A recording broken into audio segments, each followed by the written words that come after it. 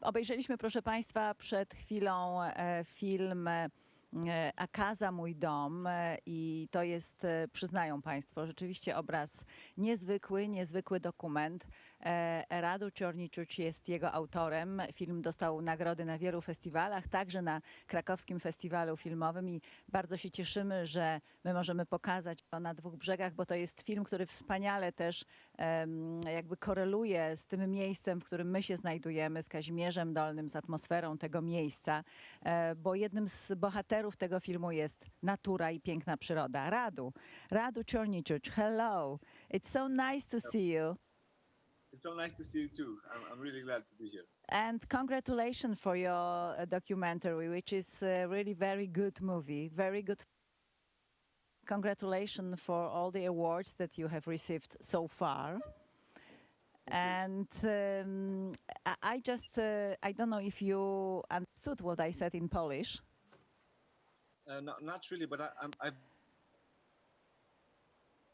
been traveling in Poland in the last 5 years a lot.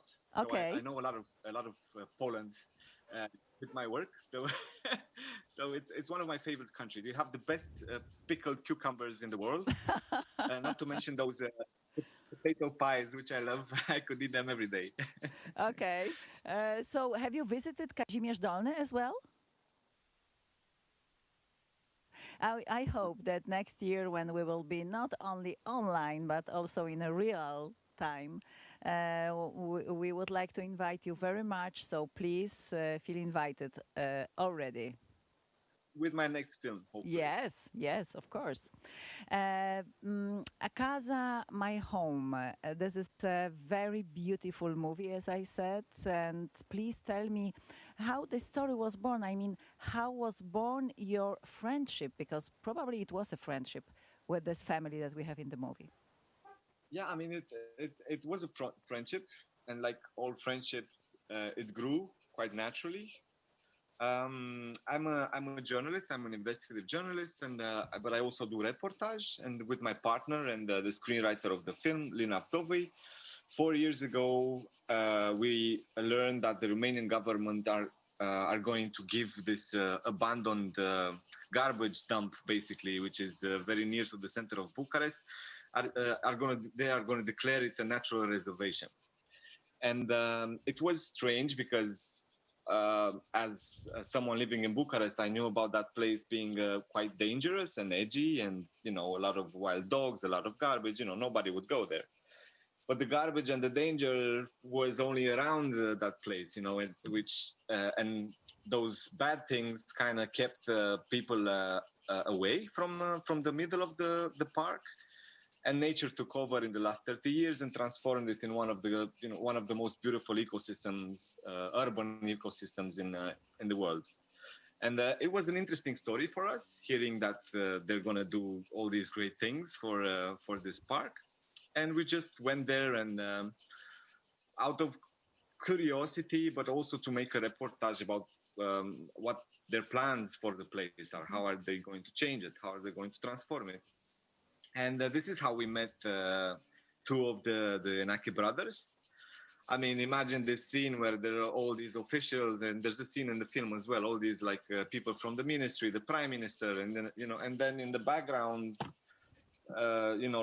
some kids running around half naked, skin burned by the sun, and the hair, funny looking hair and everything. So we just went, to them and asked them where are you guys from, and they took us to their father, and this is how we began building a relationship. And it was soon enough, it was pretty clear that we're not going to make a reportage, we're going to make a feature film, because what we were seeing and what we were feeling, and the way the family was built, and the way the family was, the kids were relating to nature and everything, made us think that reportage wouldn't do the story justice, and we went for the whole thing. 4 years later, we finished the film. So you spent together 4 years, yes? You were with them. Mm-hmm. Yeah. And how was it at the beginning?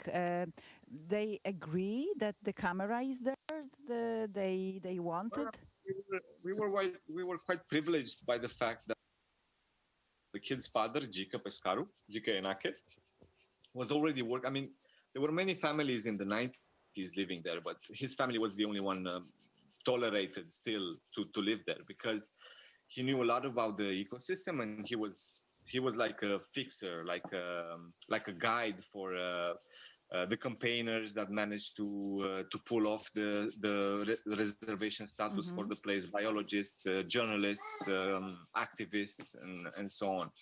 So he was used to the cameras. He was the person that the campaigners. You mean the father of the family? Yes, the father. Yes, yes, father of the family. So it wasn't necessarily hard to get, to film. To convince them to. Yeah, it was quite delicate to make him understand at one point that we're not just there for like 2 days or 3 days. We kind of want to like understand a bit more about his life and about what future has in place for him. Yeah, because he doesn't know, so there was a lot of uncertainty. We knew that they were going to be kicked out of the place. It was impossible for anyone to live in a natural reservation. So we tried to be as transparent, even though when we didn't necessarily have an aim for the filming or for the documenting process. We were quite honest about it, and we were quite so he understood, and he became part of the team, as the kids did as well. But you said yes, but Radu, you said that it was impossible that they could stay there because of this project of national reservation. Yes, but why? Yeah. Why it was impossible? I think legally it was impossible. Legally, but they were living there for 20 years, so we can even say that they were part of this national heritage. Yes, but it's not. They didn't have the indigenous status, and then the natural reservation law in Romania doesn't allow people to live in these. Yeah, I understand. Of course, it was just a question. It was. Of course, it was a question in the film as well. Like this is a bit stupid. How can you? But people try to find a way, to build something there, like maybe on the dam, build them. They don't have to move, but legally it was impossible. So what is with this? There is your family, Radu. Family here. It's my little baby girl. She's preparing to sleep. Okay. With her mother. So we are sorry. We are sorry to disturb. No worries. It's a joy. Do you want to hear? Oh, let's see. What's her name? Her name is Aster. And oh, hi. Hello. Welcome to Kazimierz Dolny. Hello. Hi. Hi. So, what do you know? What is going on now with this family, with the children, and so on? Of course. I mean, Casa is not only a film project, but it's there was an outreach campaign as well during the filming. So before we released the film, we did a social project and we did a multimedia project. The social project gathered a lot of professionals like psychologists, educators, doctors, a lot of professionals from the social security. So we developed a social integration method, which was quite experimental because the family was special because of the integration problems that they were kind of facing. I mean, the kids never saw like running water or never used toilet and so on. So it was quite delicate, and the state wouldn't. I mean, no state would have had the instruments to help them have a less traumatic experience in the city. So anyway, we did all this, and then we published a book 2 years later in order to, and all the money went to the social project, so it became financially sustainable, the whole humanitarian work. And last year we managed to buy family a piece of land and a house, like 10 minutes away from the Delta. These are good now. They all go to school. They're doing like online classes and everything. The father's health stabilized.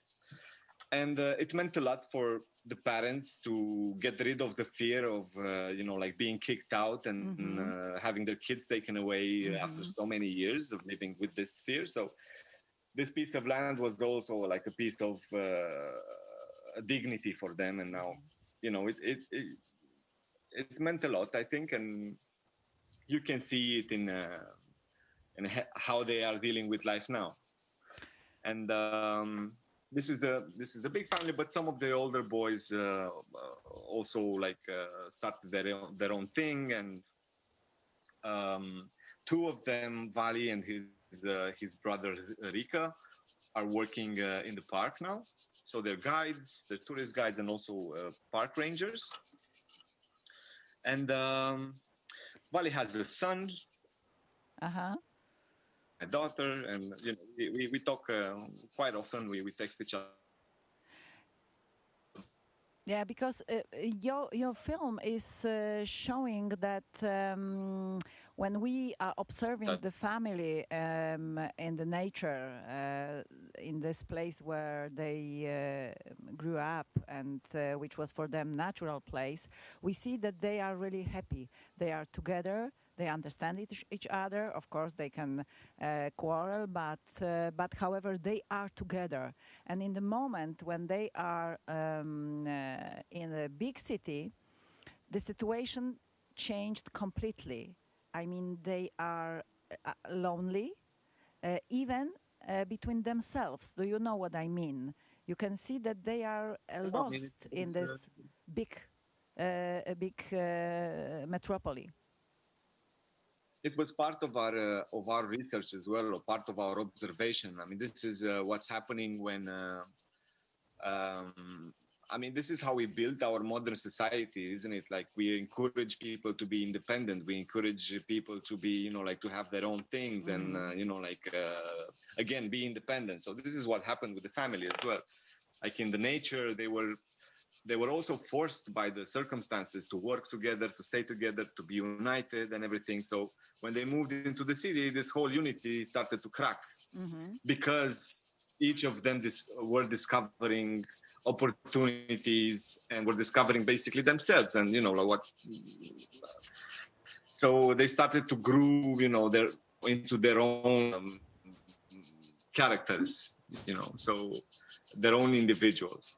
So yes, this was also like part of my conclusion for this whole research, for this whole film, by staying with them and observing them, this.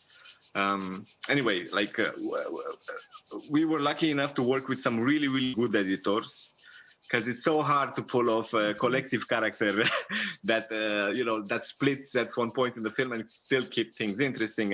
But this was the Lina. You saw the mother of my child, and my partner was the writer for the film. So it was a long process of writing, rewriting, and until we managed to say the most important part of the story we were witnessing. I imagine that you have probably kilometers of footage.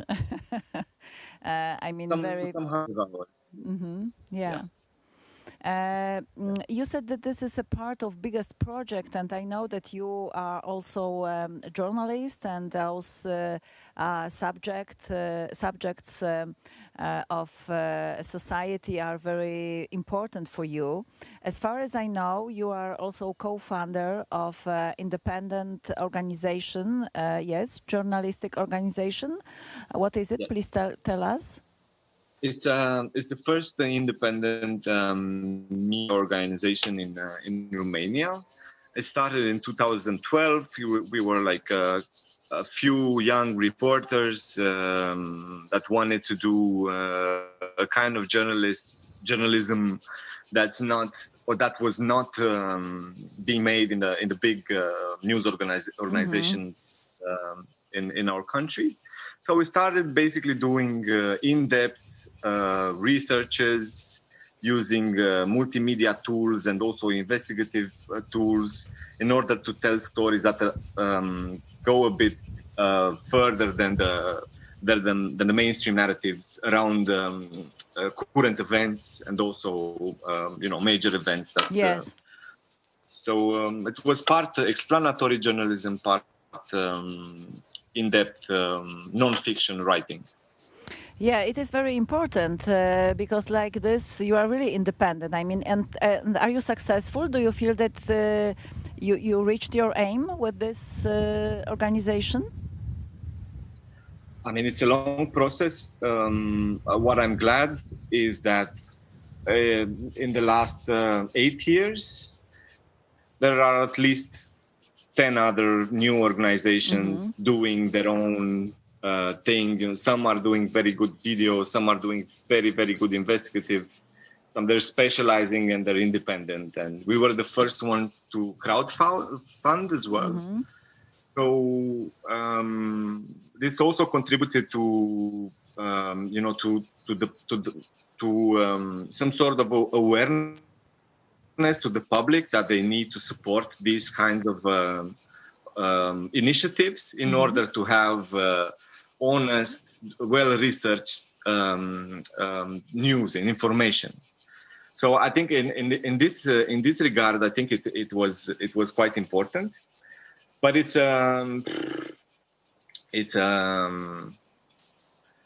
there are young people doing the same things we were doing 8 years ago in the same project, and it's quite interesting to see how it changes, how it develops, and how we had our own motivations and we had our own drives and interests, and it's quite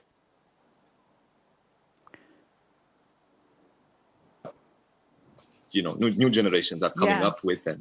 Very so. Good luck. It's very good idea. It's a very good way of working. Good luck, and go back to your movie and to this subject of national park or reservation. I don't know what finally it is there, but first let me show you where we are, because also this place is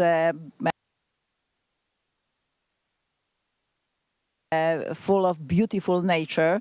We would like to show you the castle in which next year probably we will screen your next film.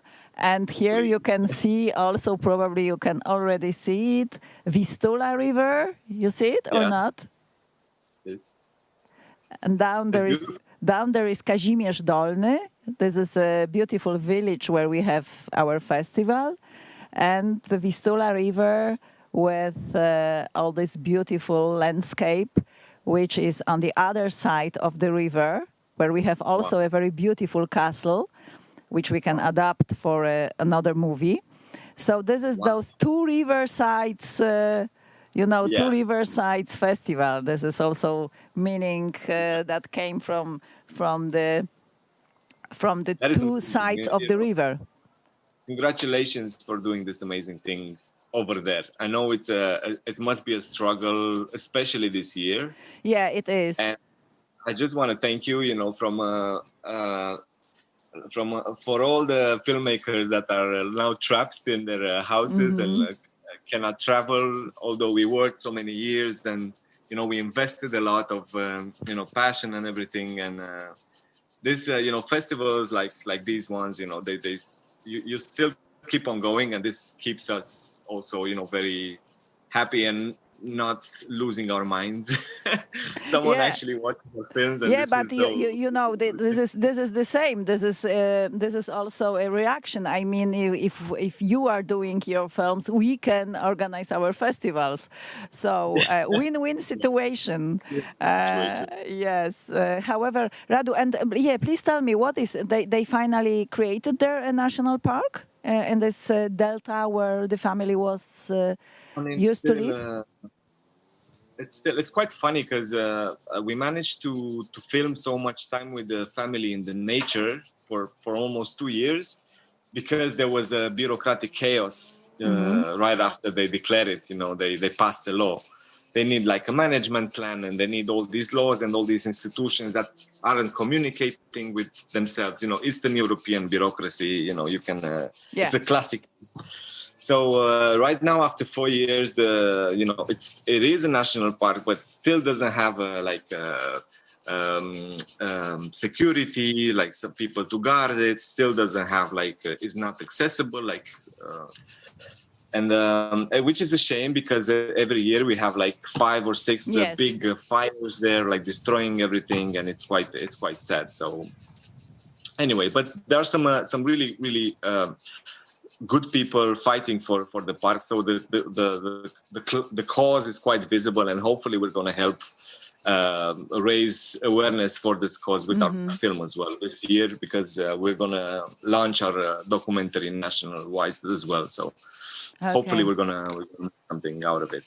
So once more, thank you very much. Congratulations. We are waiting for you and for your next film here in Kazimierz Dolny, hopefully next year. Let's keep in touch. Take care. Thank you, Radu. Good luck. Good luck. Thank you so much. Z naszymi widzami, dlatego że za chwilę, to znaczy o godzinie 17 w naszej sali Bursztyn rozpocznie się pierwszy film z retrospektywy filmowej Elio Petri. Ja kilkakrotnie podkreślałam, jak ciekawe to są filmy, i teraz też jeszcze raz chcę Państwa przekonać. To do Modo, który za chwilę się rozpocznie, to jest film, który Elio Petri zrealizował w oparciu o znakomitą prozę Leonardo Sciasci, sycylijskiego pisarza. I to jest film, w którym odzwierciedlają się wszystkie charakterystyczne cechy kina, jakie tworzył Petri. Tam jest z jednej strony bardzo bliskie nawiązanie do czasu, w którym żył. W tym wypadku to są Włochy i chrześcijańska demokracja, ale z drugiej strony poprzez swoje wizjonerstwo i fantazję, także używanie pewnych symboli, skojarzeń, pozostał aktualny także dzisiaj, w związku z czym ta mowa filmu, którą jest także pewne niebezpieczeństwo łączenia Kościoła, instytucji Kościoła z funkcjonowaniem państwa, jest wciąż jakby silna i aktualna, również dla nas dzisiaj współczesnych. Elio Petri był reżyserem, który otrzymał Oscara za swój film Śledztwo w sprawie obywatela poza wszelkim podejrzeniem. Otrzymał także Złotą Palmę w Cannes.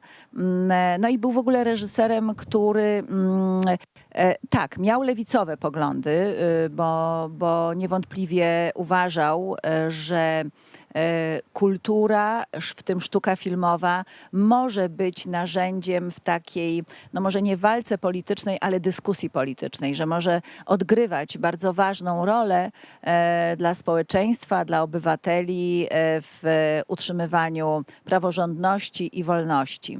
Także Elio Petri naprawdę jest reżyserem z najwyższej półki, a jednocześnie prawie nieznanym. Więc to do Modo, myślę, będzie dla Państwa takim świetnym sprawdzeniem, czy warto obejrzeć jego kolejne 2 filmy, jakie mamy w programie, a jestem przekonana, że tak. To jest 10. Ofiara, to jest z kolei takie science fiction połączone z thrillerem, i film Każdemu swoje, też na podstawie prozy Leonarda Sciasci, gdzie mamy z kolei bardzo bardzo ciekawą i intrygującą zagadkę kryminalną, a wszystko dzieje się oczywiście na Sycylii i w to społeczeństwo wchodzi ktoś z zewnątrz i okazuje się, że dla niego reguły rządzące Sycylią są Elio Petri był też reżyserem, który, o czym już wspomniałam, ale to jest bardzo istotne w jego twórczości, rzeczywiście no, był wizjonerem. On często uciekał się też do swego rodzaju do snów, do jakiejś takiej wyobraźni głównego bohatera. Ten bohater niby jest tu i teraz, ale jednocześnie gdzieś ucieka w przestrzeń swoich myśli, swoich wątpliwości, swoich lęków. No, to bardzo taki filmowy język. Niewątpliwie Elio Petri doskonale czuł to narzędzie, jakim jest sztuka filmowa i potrafił je znakomicie wykorzystać.